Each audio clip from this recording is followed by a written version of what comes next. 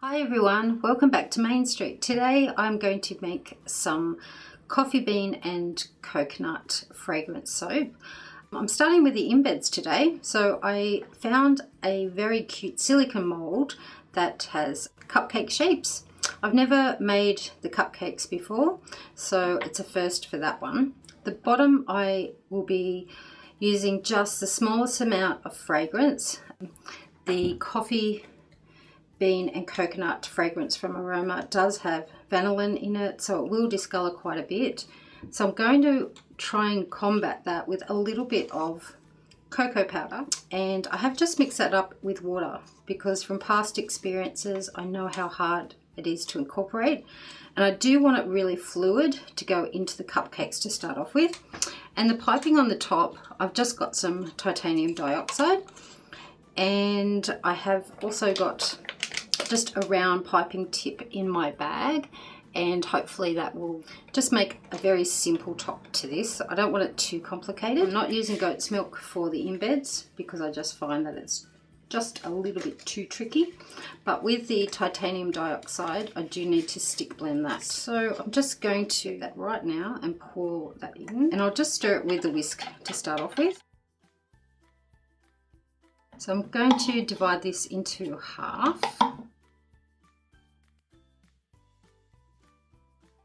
Now I will do the white first, just so I don't contaminate the white, and because I need to pipe the white, I need it to set up quite quickly.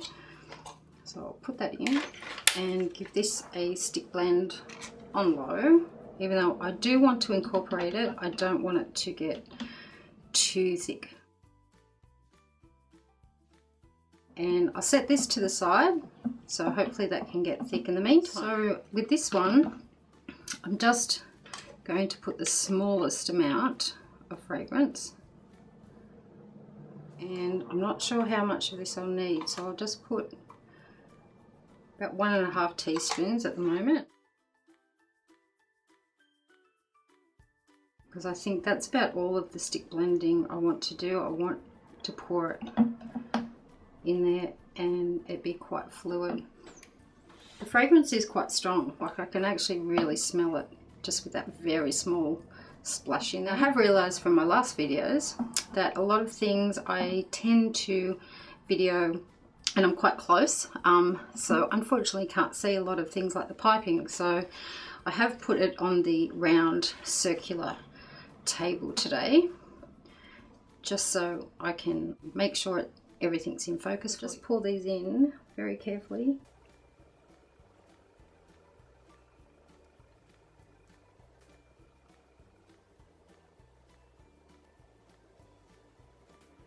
Now this has set up quite quickly, so I've given it a stir that has loosened it up a little bit, but it should be very close to the right consistency. Just going to pour this in. Now I saw a very handy hint from Soy and Shay where she uses the clips sometimes to stop the soap from falling out while it's setting up. So I'll just see if I can do this. Hopefully I've got you in focus there. There we go.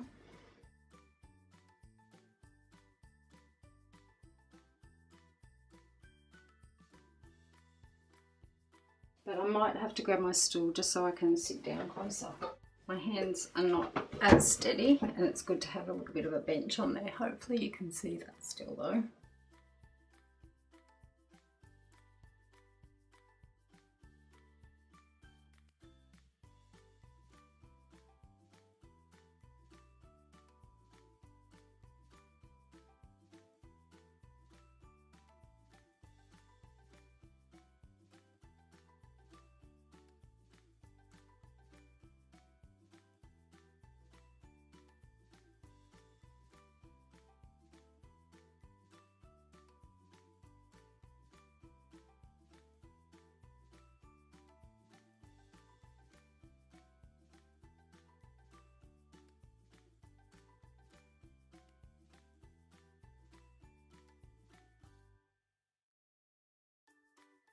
There we go. I've still got probably about 1/4 of the white still left. So I might muck around and do some little flowers or something with that so it's not wasted, and I'll bring you for a close-up look, and hopefully you'll see me back very soon for the making of this soap.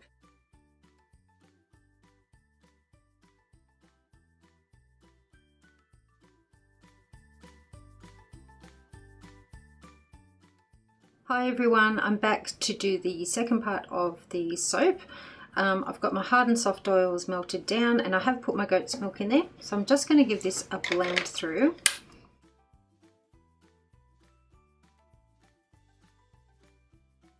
So I'm just going to pop my lye solution in now. I'll just give it a really small blast with a stick blender. And I'm going to divide this up, but I want a small portion just white. So I'll set that to the side. Now I want the white not to be contaminated with any of the fragrance, because the fragrance does contain some vanillin. So I'm just going to pop that into there now. Now my other ones, I want a little bit of white in there, and only a small amount of white in there. These two, I have some cocoa mixed up with some water, just so it blends a little bit easier. So I'm going to put just 2 in there. Do hope that I'm not going to get any glycerin rivers, so I'll cross fingers. The fragrance was pretty good, so I might actually put that in now. It's quite a strong smell. And I'll start with the lightest and then go through to the darkest.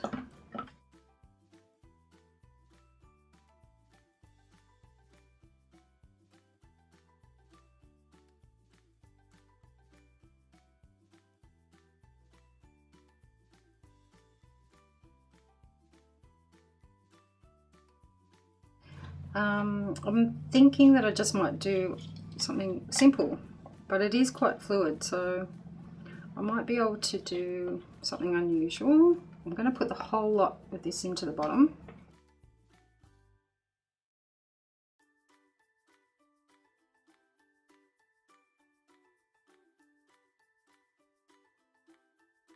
So there I was thinking that this wouldn't thicken up, but it has. So I just need to work a little bit faster, and hopefully this will pour through.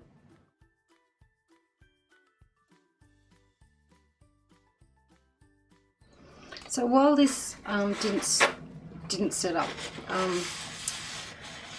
with my cupcakes, for some reason it has set up now. So I think I'm going to have to do a chopstick swirl just to get those colours mixed up.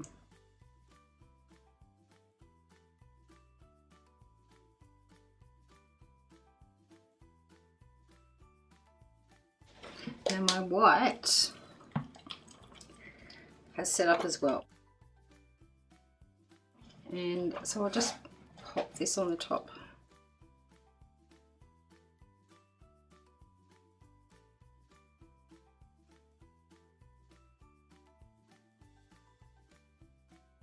So I have my cute little embeds that I made yesterday.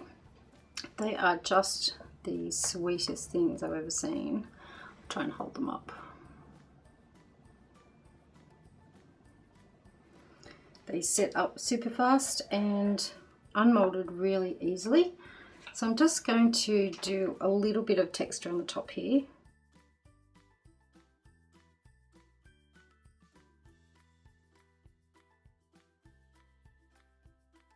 So I have marked out where I'm going to cut. Now these may be a fraction bigger than what I'd like, so I will adjust that.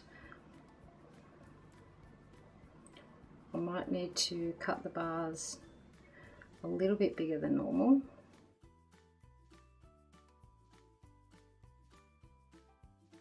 I think they might be a fraction over an inch. I'm just going to make sure that I've got enough room for the wire cutter to get through. So I may end up with 9 bars.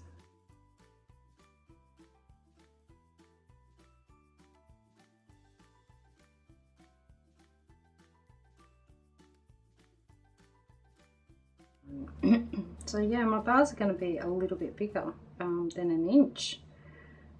That's alright because they're kind of cute with these on top. Go. And I've still got a few left. Now I might do something else on here. I'm not too sure what, whether to just put a little bit of dusting of something. So I will have a look and be back.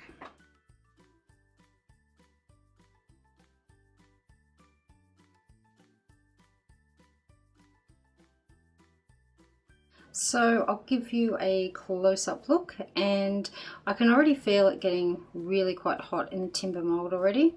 So I'm going to keep an eye on that, and I may even put some ice bricks on the side as well.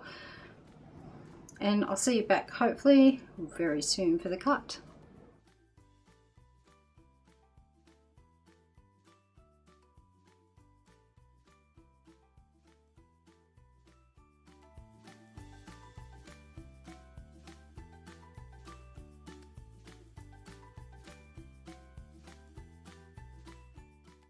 Hi everyone, I am back for part 3, the cutting of my Coco Cappuccino goat's milk soap. I've decided to call it anyway.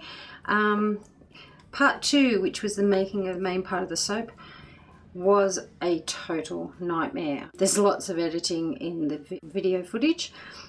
I did set up super fast, which I didn't expect at all, and I also think my oils were setting up too fast as well. So I just did a light dusting of some Grandeur mica, which is like a gold colour on top. And we're here for the cut now, so that's a good thing that it's set up really fast. I'm hoping that I don't get some glycerin rivers, but I might. Because I've only got 9 bars in this instead of my usual 10, I'm not really sure if I'm going to trim off the end yet. I have moved my guide. I'll just see if that's going to work. Now this soap did get incredibly hot. I've never had a soap get this hot before. It did go through a extreme gel phase, I would say. Normally when I am making my soap, after I've finished and have it on the bench in the mold, I do keep an eye on it. I find that anything really high in temperature will crack the top of my soap, where this soap did get to over 70 degrees, which was just way too extreme. I really did think it was going to volcano, so I had lots of ice packs around it trying to slow it down a little bit. Now I'll just try and get my cutter in between those. There we go, that's the first bar. That does look pretty cool actually. I'm quite happy with that swirl pattern in it. I will give you a closer look though.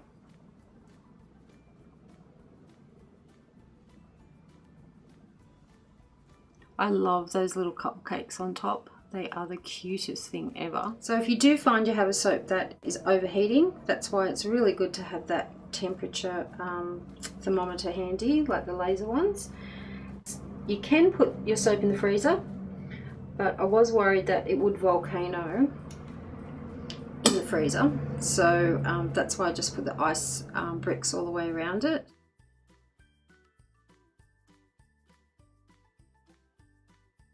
And I just kept an eye on it every few minutes. Oops, I cut one of my cupcakes there. Every few minutes I would check the temperature of it, and I also put a fan on it as well. So while this fragrance smells really lovely, it is a little bit scary to do in cold processed soap. So I'll cut through the rest of these bars and I'll catch you at the end.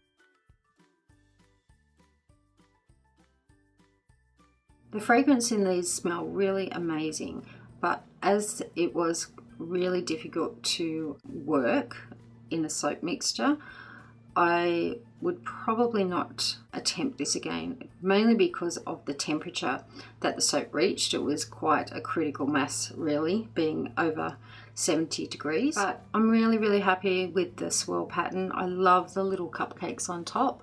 That is just the cutest thing. I will definitely be using that silicone mold again, and hopefully I'll see you back here on my Main Street channel very soon. Thanks for watching. Bye.